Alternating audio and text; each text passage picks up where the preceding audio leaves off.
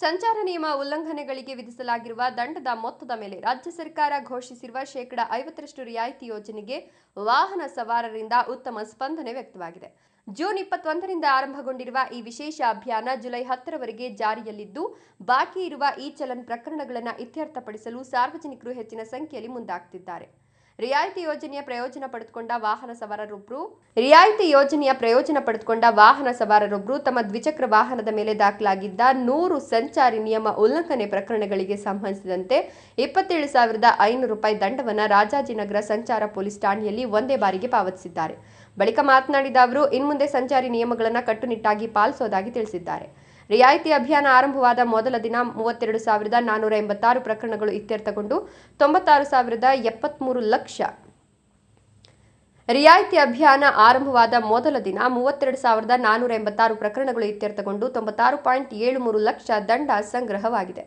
ಎರಡನೇ ದಿನ 75,487 ಪ್ರಕರಣಗಳು ಇತ್ಯರ್ಥಗೊಂಡಿದ್ದು ಒಟ್ಟು 2.24 ಕೋಟಿ ದಂಡ ವಸೂಲಿಯಾಗಿದೆ ಅಂತ ಬೆಂಗಳೂರು ಸಂಚಾರ ಪೊಲೀಸರು ತಿಳಿಸಿದ್ದಾರೆ. ಕೇವಲ 2 ದಿನಗಳಲ್ಲಿ 3.20 ಕೋಟಿಗೂ ಅಧಿಕ ಮೊತ್ತದ ದಂಡ ಸಂಗ್ರಹವಾಗಿರುವುದು ಅಭಿಯಾನದ ಯಶಸ್ಸಿಗೆ ಸಾಕ್ಷಿಯಾಗಿದೆ. ದಂಡ ಸಂಗ್ರಹಣೆಯನ್ನು ಮತ್ತಷ್ಟು ಪರಿಣಾಮಕಾರಿಯಾಗಿಸಲು ಬೆಂಗಳೂರು ಸಂಚಾರ ಪೊಲೀಸರು ವಿಶೇಷ ಕಾರ್ಯಾಚರಣೆಗೆ ಮುಂದಾಗಿದ್ದಾರೆ.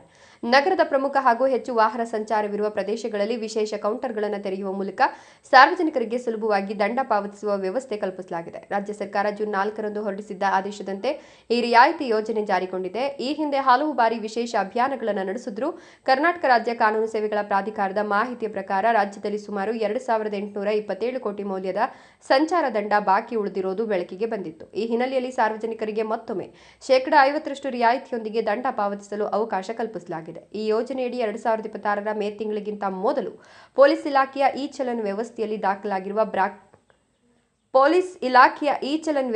ದಾಖಲಾಗಿರುವ ಬಾಕಿ ಪ್ರಕರಣಗಳು ಹಾಗೂ ಸಾರಿಗೆ ಇಲಾಖೆಯಲ್ಲಿ 1991ರಿಂದ 2022ರ ಅವಧಿಯಲ್ಲಿ ದಾಖಲಾಗಿರುವ ದಂಡಗಳನ್ನು ರಿಯಾಯಿತಿ ದರದಲ್ಲಿ ಪಾವತಿಸಬಹುದಾಗಿದೆ. ಸಂಚಾರ ನಿಯಮಗಳ ಪಾಲನೆ ಕುರಿತು ಜಾಗೃತಿ ಮೂಡಿಸಲು ಸಾಮಾಜಿಕ ಜಾಲತಾಣಗಳು ಸೇರಿದಂತೆ ವಿವಿಧ ಮಾಧ್ಯಮಗಳ ಮೂಲಕ ವಿಶೇಷ ಪ್ರಚಾರ ಅಭಿಯಾನವೂ ನಡೆಸಲಾಗುತ್ತಿದೆ.